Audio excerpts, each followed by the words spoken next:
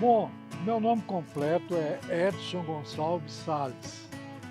Eu sou de Lagoa Santa, dessa terra maravilhosa daqui. Fui criado aqui e sou filho de panificador. Formei em Direito em Belo Horizonte, na Universidade Católica, mas sempre tive padaria com meu pai. Então sempre morei aqui, tenho casa aqui, moro também em Belo Horizonte, e eu então divido a minha vida entre Lagoa Santa e BH. E nós montamos uma padaria uma época na Nova Suíça. E lá nós compramos o primeiro forno elétrico de Belo Horizonte, da Cian Útil. Montamos o forno lá. Eu era ajudante do montador de forno, que era um espanhol. Aí eu fui para lá, meu tio Deodoro, pai do Marquinho, me levou para lá, para a padaria, para ver a montagem, ajudar o montador de forno, que era um espanhol. Aí eu ficava lá com ele. E lá eu aprendi a fazer pão. Começamos lá montando forno, depois tinha um primo meu que era o padeiro, chefe, e ele que me ensinou, né? Não tinha máquina, não tinha modeladora, não tinha máquina não, era tudo na mão. A gente passava pão de meio quilo na mão, e tudo na mão. Então fazia biscoito na mão, fazia pão de queijo na mão, fazia bolo na mão, não tinha batedeira, não tinha nada. Então era um negócio muito empírico na época. Então era muito gostoso e eu amava ficar na padaria. E nunca deixei de estudar à noite. Foi quando eu também fiz o curso de comércio e depois fui fazer direito. Sempre fui padeiro, toda a vida minha, e gostava muito. Trabalhava no caixa da padaria, depois fui evoluindo e fui montando padarias. Graças a Deus, fui muito bem sucedido. O pai do Marquinhos era diretor do sindicato, eu tinha um tio que chamava o seu Nilo Gonçalves, era diretor do sindicato, e o presidente era o Danilo Savassi. O Savassi ficou 28 anos à frente do sindicato de panificação. Em Minas Gerais. E ele formou uma porção de jovens. Eu sou um cria do Danilo Savassi. E Danilo tinha uma raiz aqui em Lagoa Santa. Na época, ele tinha uma casa aqui. Eu lembro que eu já frequentei a casa dele aqui em Lagoa Santa. Lagoa Santa hoje, você vai assustada com o tanto de panificadores que tem aqui. Nós fomos trazendo panificadores para comprar propriedades aqui em Lagoa Santa. Então hoje tem um monte de gente que tem propriedades aqui. Por isso que está se fazendo hoje essa reunião maravilhosa aqui, e tem 3 presidentes que têm propriedade aqui. Eu, o Marcão e o Batista. Não, e fomos criados aqui, e o Danilo aqui, e o meu tio, lá em 1950, foi o primeiro presidente do sindicato. Ele era panificador e ele tinha casa aqui. Então, nós todos fomos criados nessa contingência toda de Lagoa Santa e Belo Horizonte, e nessa região toda aqui a gente sempre conviveu e sempre amou esse lugar aqui. Foi desde cedo, eu ainda estudava na época, e fui ser diretor do sindicato que o Danilo era presidente. E lá eu fiquei lá muitos anos. Depois eu fundei a Associação Mineira da Indústria de Panificação, que o meu irmão tinha fundado, mas depois ele tinha deixado ela acabar. Aí eu fundei novamente uma Associação Mineira da Indústria de Panificação e fui o primeiro presidente, e também consorciei com a presidência do sindicato que o Danilo me passou depois de 28 anos. Eu fui o presidente que o Danilo escolheu para passar o cargo. Foi ao mesmo tempo e também em épocas diferentes. A gente trabalhava junto. Depois fui presidente, fui tesoureiro da federação e fui secretário da federação. Aí eu fiquei 20 anos na Federação das Indústrias de Minas Gerais. 4 anos como tesoureiro, 4 anos como secretário. 4 anos como secretário, 4 anos como tesoureiro. E sempre convivendo com... E nesse inteirinho todo, nós criamos a entidade da panificação e crescemos nela, graças a Deus. E fizemos uma convivência muito grande, que até hoje a gente guarda com a família, com a convivência que nós temos, e hoje virou uma família. Continua assim, graças a Deus. A ABIP, eu era vice-presidente da ABIP, levado pelo Danilo. Eu era vice-presidente do Edésio, que era da Bahia. E o Edésio me chamou um dia para mim ir em Salvador, queria conversar comigo. Chegou lá, falou que ele estava sem condição de saúde de continuar como presidente da ABIP. Era um excelente presidente e que eu adorava. E ele me entregou a ABIP, que eu era primeiro vice, me entregou a documentação toda e falou: a partir de hoje você é presidente da ABIP. Aí eu levei a ABIP para Minas Gerais, para Belo Horizonte, e convivi com ela, e depois fiz mais um mandato, fui eleito e convivi, e entrou Marcos Salomão, entrou essas sucessões todas aí, Batista, todo mundo. O cargo era de família, sabe? A gente precisava, na época, tinha muita dificuldade, que o preço de pão de sal, por exemplo, pão francês, era tabelado e a SUNAB era no Rio de Janeiro. Então a gente tinha que fazer política no Rio de Janeiro para nós conseguirmos conseguir preços melhores para a cidade de Belo Horizonte. E, graças a Deus, fomos muito bem sucedidos nessa posição de continuar lá. E lá, como presidente da ABIP, Jéssica, eu consegui, como vice-presidente, aliás, consegui, a título do Edésio, presidente, que me passou a presidência, ele conseguiu fazer uma comissão da planilha de preço da ABIP. Essa comissão de planilha, ela cresceu com vários componentes em todo o Brasil. E aí a ABIP cresceu e a harmonia da ABIP cresceu aí, porque era uma inflação muito forte e preço de pão tinha que reajustar quase todo mês. E tinha que ir para a SUNAB acertar o preço de pão para a gente poder trabalhar. A planilha é a composição do custo do preço do pão que a SUNAB tinha e que nós conseguimos fazer com que a associação acompanhasse os técnicos da SUNAB com a nossa participação de fazer um preço único, que era o preço da ABIP e o preço da SUNAB. Aí a comissão, quando precisava, reunia novamente, comprovava os custos, os aumentos de custo, e dava-se outro preço. Aí esse preço a SUNAB decidia, poucos dias depois, liberava o preço para nós. A gente conseguiu fazer uma comissão de planilha de ABIP, que era componentes da ABIP e componentes do governo, técnicos da SUNAB. Então a gente fazia o preço em comum acordo, acertava os preços e comprovadamente a gente conseguia acertar e ter um preço uniforme.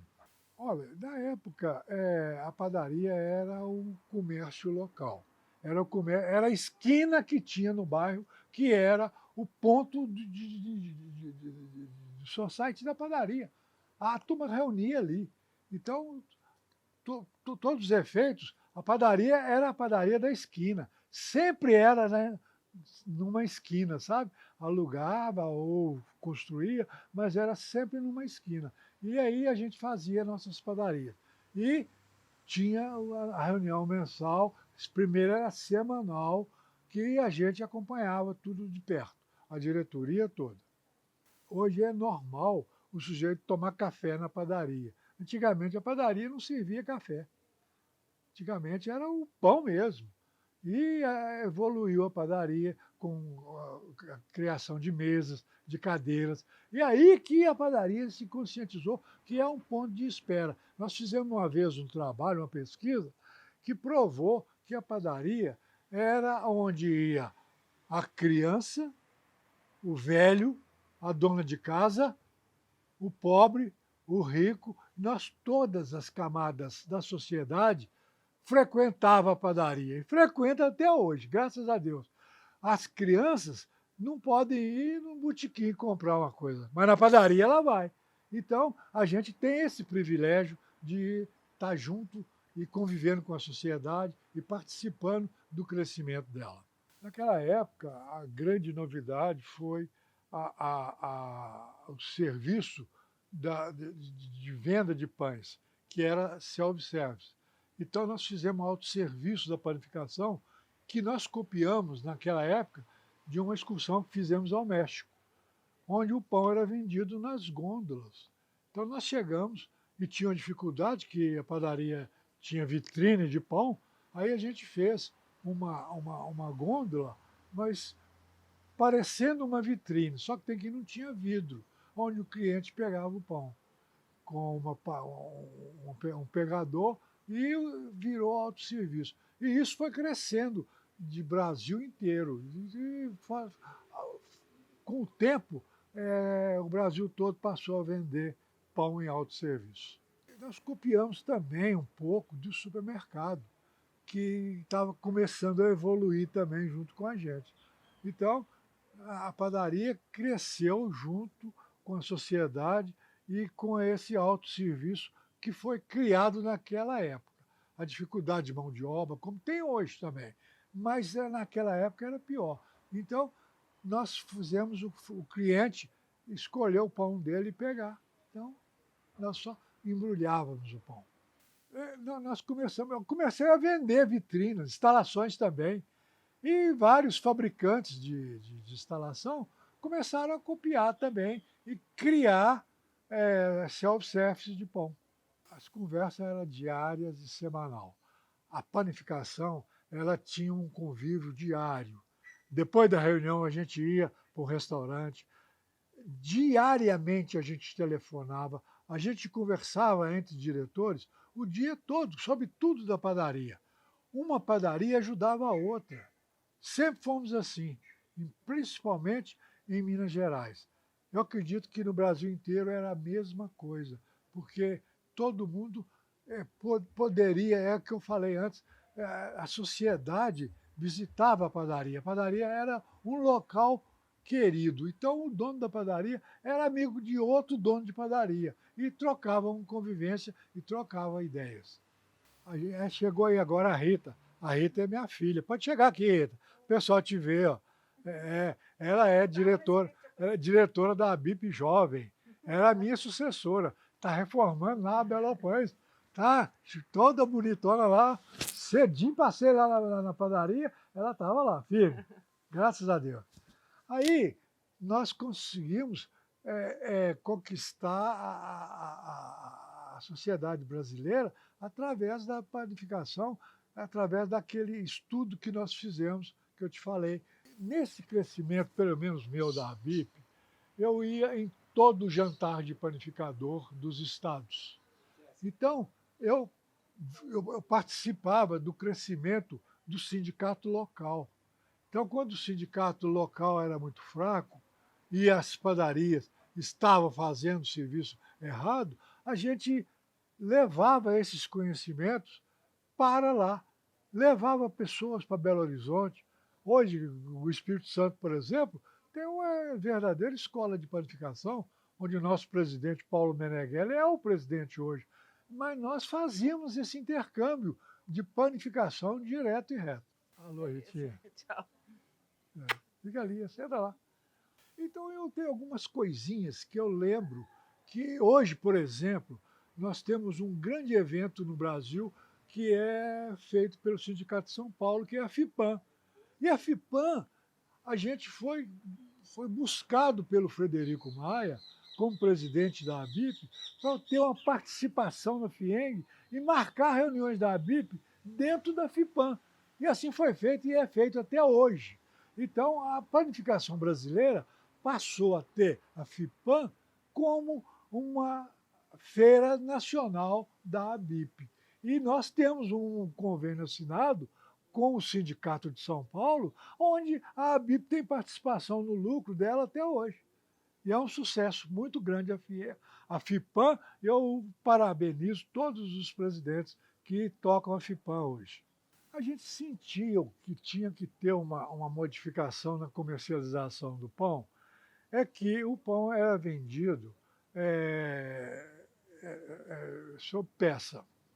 Então tinha um pão de 50 gramas, pão de 100 gramas, pão de 200 gramas.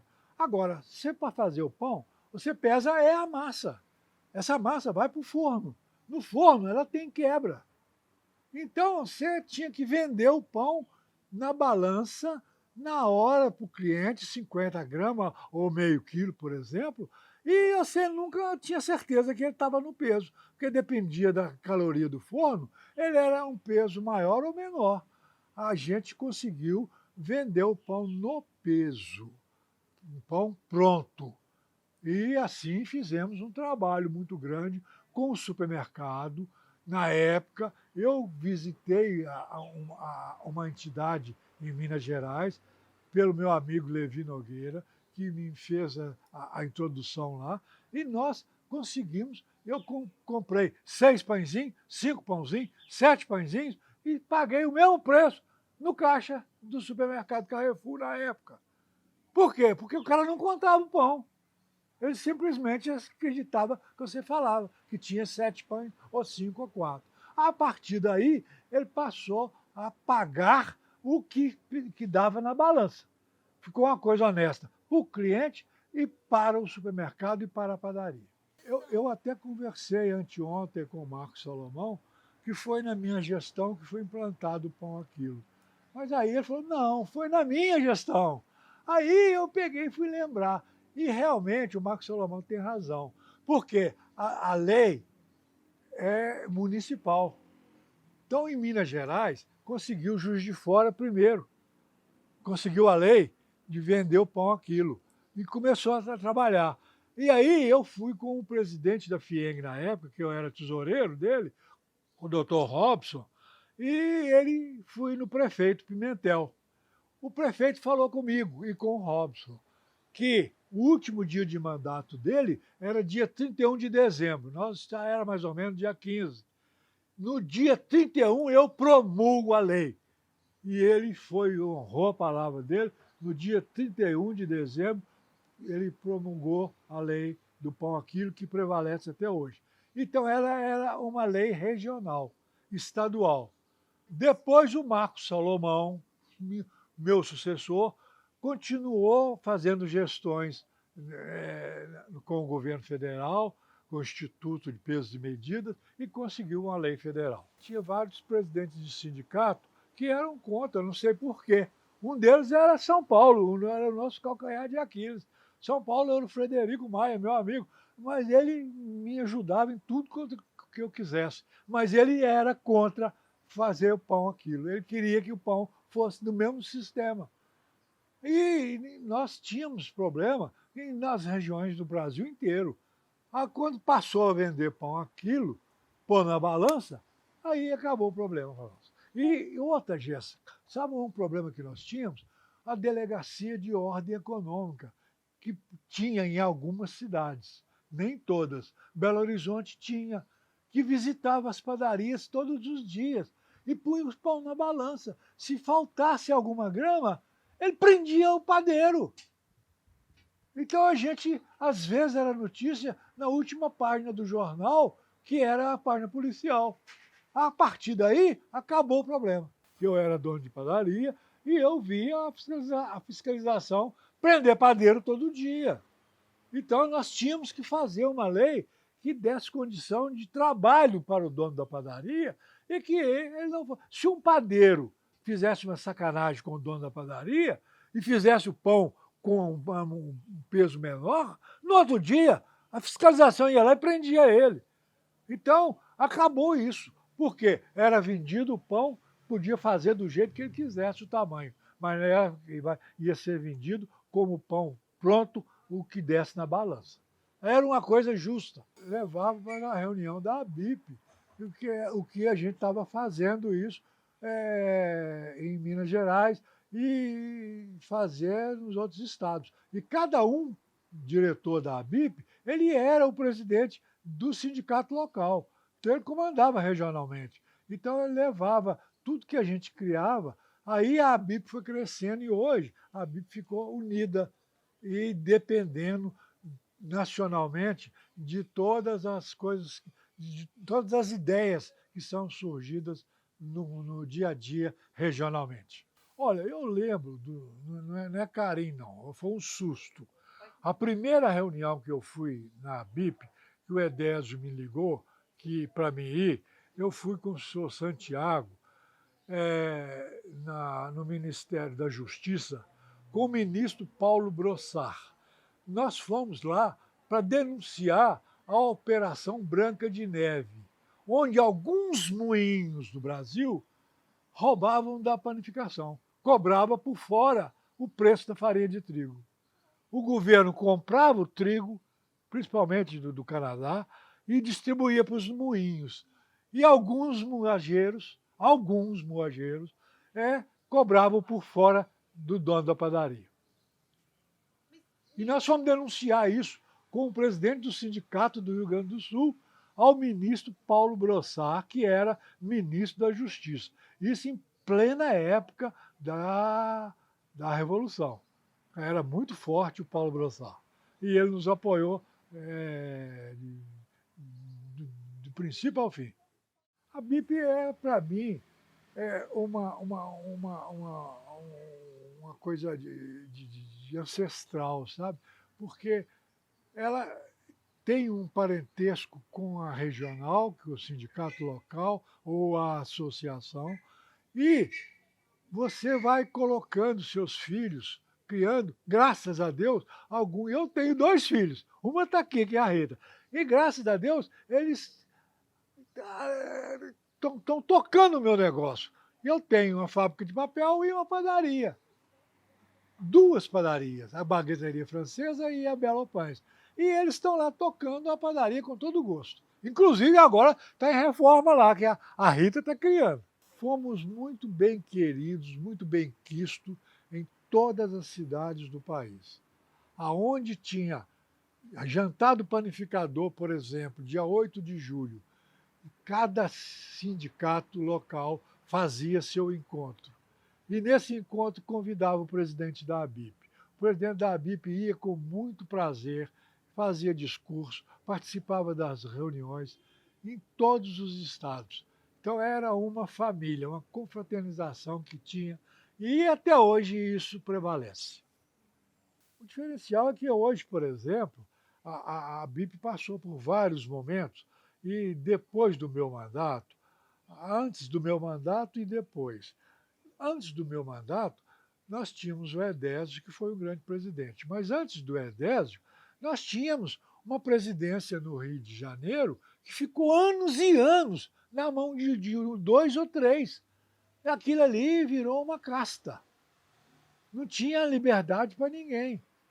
O Edésio é que conseguiu fazer essa abertura, quando criou a planilha de preço da Sunab, que fizemos a abertura da panificação brasileira para todo o Brasil. Então foi aí que melhorou essa transparência, porque também não tinha. Nós ficamos numa briga, nós tivemos uma época que foi eu e o Danilo Savassi, numa reunião em Salvador, onde o presidente era do Rio de Janeiro, um português, Joaquim, e queria aprovar as contas lá para um outro presidente ser presidente lá. E nós fomos lá e viramos a mesa. Por quê? Nós não aceitávamos. Eu e o Danilo, nós éramos da comissão que aprovava a planilha, o balanço. E passaram por cima da gente e aprovaram e queriam mandar. Foi quando a briga foi muito forte e entrou no negócio o seu Alconero da Bahia, muito feliz, muito inteligente, um espanhol, do grupo que elegeram o Edésio para ser o presidente conciliador. E aí a BIP mudou, foi dessa época para cá. O sindicato, na época da Revolução, era muito visado pelo governo, pela polícia. Você não podia fazer nada. Aí você tinha que criar uma entidade local onde você não precisava de de prestar conta e de dar muita informação. Então a BIP, a AMIP, por exemplo, que era a nossa região, a nossa entidade particular, a gente pagava mensalidade. Então, a gente aprovava as contas com o nosso mesmo. E aí, nós pagava passagem de avião, pagava hotel, pagava tudo, e fazíamos a independência nossa. Ó, da minha época até agora, teve algumas modificações. Entrou aí nesse tempo todo o pão congelado, que foi que é hoje uma realidade de venda, principalmente nas mercearias, em outros lugares. A padaria, eu, por exemplo, não vendo pão congelado, eu fabrico o meu produto. A maior parte das padarias fabricam o produto delas. Agora, tem muita gente que compra o pão congelado e só assa o pão. E é uma facilidade que criou-se em muitos locais e regiões onde o pão congelado hoje é um sucesso. Olha, nós tivemos muitos presidentes estaduais. Eu, na minha diretoria, tinha diretores de quase todos os estados da federação e foi levado para eles a mesma, a mesma função que fosse discutida aqui na BIP hoje, era discutido também nas regionais. Então houve uma ampliação do conceito que a panificação brasileira passou a conviver. E conviver bem, melhor. E essa foi a luta nossa. Então, teve muita coisa, a gente estava sempre aprendendo com todos, sabe? E eu bato muito na tecla que o meu maior professor não foi meus tios, nem meu pai, foi o Danilo Savassi. Ele até morreu há pouco tempo, mas ele foi realmente uma pessoa que me deu oportunidade no sindicato. E ele aprendeu a ajudar. Eu, por exemplo, passei uma dificuldade na minha vida financeira e o Danilo Savassi me encostou a mão comigo, com vários amigos meus da panificação. Toda a diretoria colou nas minhas costas para me ajudar. Eu venci. Graças a Deus, hoje sou um sucesso, mas porque eu tive a ajuda da panificação. Me ajudaram muito. É o que a gente planta, sabe? A gente planta o bem e quer que as pessoas também cresçam junto com a gente. Então, hoje, um panificador, ele vai na outra padaria e o que ele quiser saber, o dono da padaria ensina para ele. Então, existe uma solidariedade, existe um apoio. E isso vem de família, vem crescente. Graças a Deus, ainda está vivendo ainda. Essa geração nova me entusiasma bastante. Porque eu tenho um filho e uma filha. E os dois estão no meu negócio, tocando o negócio. Antes, eu não sei se ela não gostava ou se não estava preparada para isso, mas hoje eles estão vivendo a panificação melhor do que eu. Eu fico em casa hoje, eu não trabalho mais, mas eles fazem para mim e melhor do que eu fazia. Isso para mim é tudo na vida. A panificação é isso aí hoje. Isso aí tem mais compartilhado, mais deles para mim do que eu para eles. Porque eles ouvem, em todos os lugares que eles vão, alguma coisa sobre o meu passado. E sempre foi um passado digno. Eu sempre falei com meus filhos, vocês não vão ver ninguém falar errado que o Edinho fez. O Edinho nunca fez nada errado. O Edinho sempre procurou ajudar as pessoas. E sempre o bem de todo mundo. E isso é o que eu passei para eles. E é isso que eles ouvem, que eles estão convivendo hoje com a panificação brasileira. Ela é um braço direito do Paulinho, presidente, na Associação Brasileira, e é uma forte candidata a presidente do sindicato local em Minas Gerais. E ela vai ser presidente agora da Associação Mineira da Indústria de Panificação e muito próximo do sindicato. É orgulho para mim, isso soma para mim. Qualquer pai sente orgulhoso, não pode chorar, mas pode também. Valeu. A frase que eu falo é justamente torcer muito pela diretoria atual, pelo Paulinho. Paulo Meneghelli é uma excelente pessoa, teve uma grande escola lá no Espírito Santo com o Hélio Elcio. Eu falei hoje sobre o Vitor Sarlo, também que era o presidente do sindicato local. E, junto com a gente, nós criamos. Tinha no norte o Diniz Bravo, tinha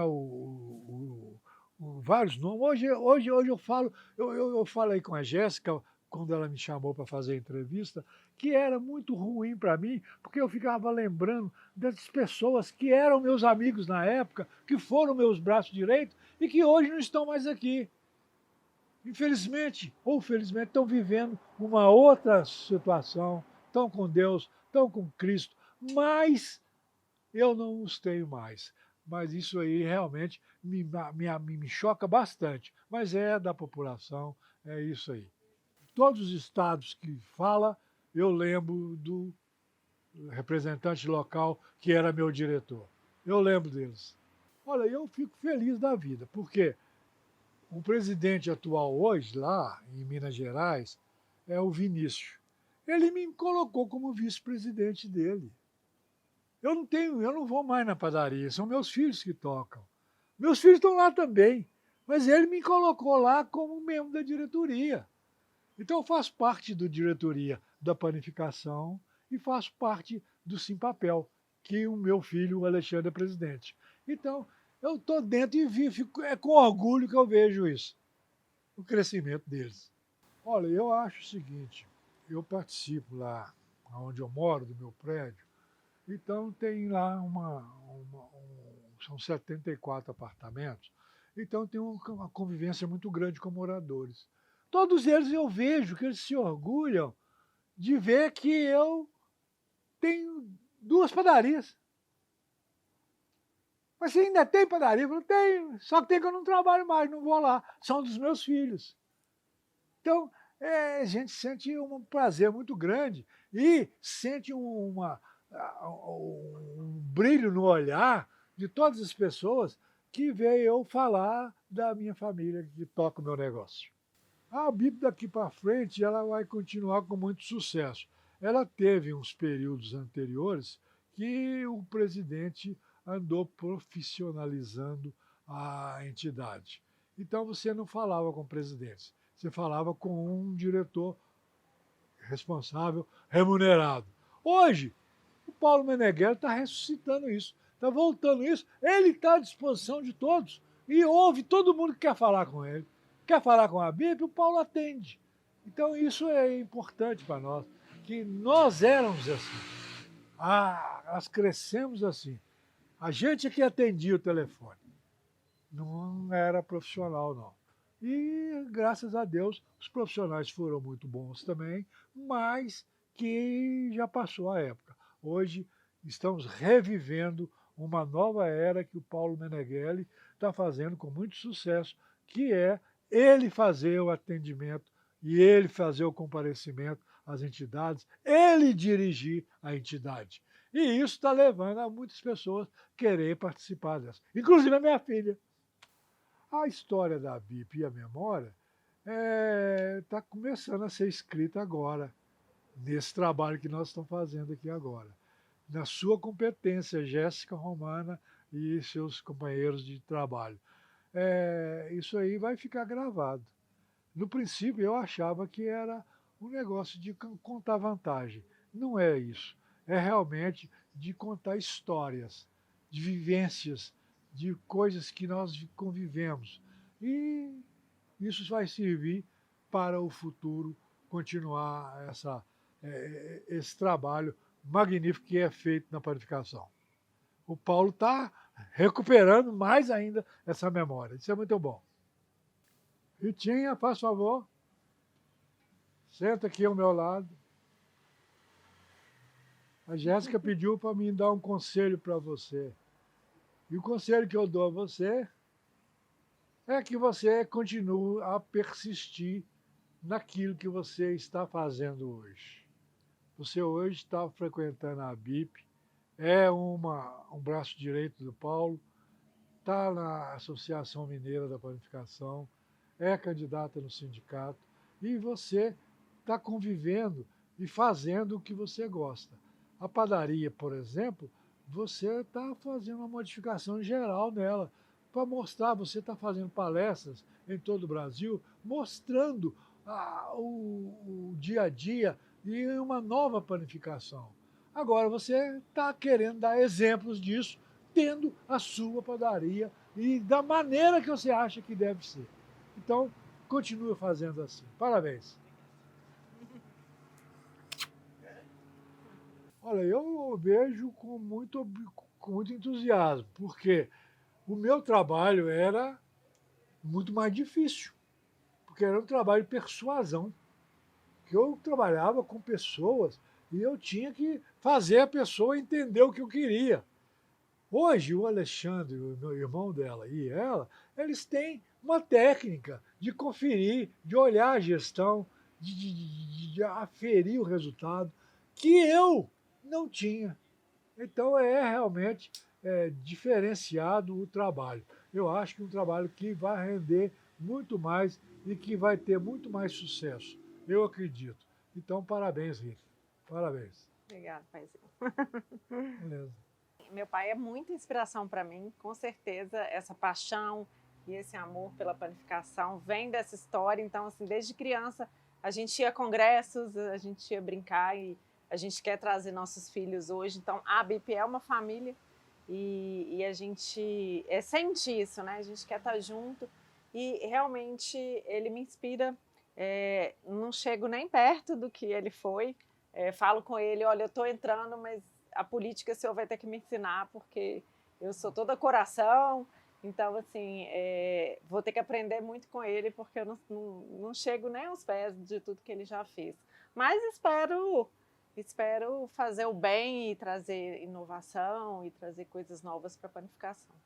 Pois é, eu estava até comentando isso ontem com o presidente Paulo, como que é importante essa ideia, né, da BIP de trazer essa memória dos ex-presidentes para as novas gerações, né? Então vai ficar aí para os filhos, né? Para os nossos filhos, que são os netos, vai ficar aí para as outras gerações, para conhecerem o papel que ele teve, a importância que ele teve. Eu lembro lá no navio, quando a gente estava entrando e ele foi a prioridade, aí foi falado, nossa, ele está entrando primeiro porque ele é o ex-presidente. O meu filho, o meu sobrinho, todos eles ficaram, nossa, vovô era importante, né? Porque eu acho que hoje a gente falha nisso com nossos filhos, a gente conta poucas histórias antigas por causa do momento que a gente vive de internet, de celular. Antigamente a gente sentava muito mais à mesa, a gente tinha aquele momento, né? Não tinha muita TV, então assim, a gente conhecia as histórias dos nossos avós, dos nossos pais, e a importância da gente tentar levar isso para nossas famílias também, para a gente contar as histórias. Eu falei, a gente está falhando nisso, às vezes, de contar para os nossos filhos quem foi o nosso pai, e assim nas outras famílias também, de valorizar essa história, porque tudo que a gente pega hoje é o que ele falou, hoje está mais fácil, né? Mas eles têm um legado de muita luta, de muita coisa, e que a gente tem que valorizar, né? Então, assim, quando a gente entra, a gente fala muito de sucessão, a gente entra com ideias novas, mas a gente tem que respeitar muito a história, porque a história faz parte de somos o que somos, porque tem uma história anterior. Ok. Obrigada. Parabéns, querida.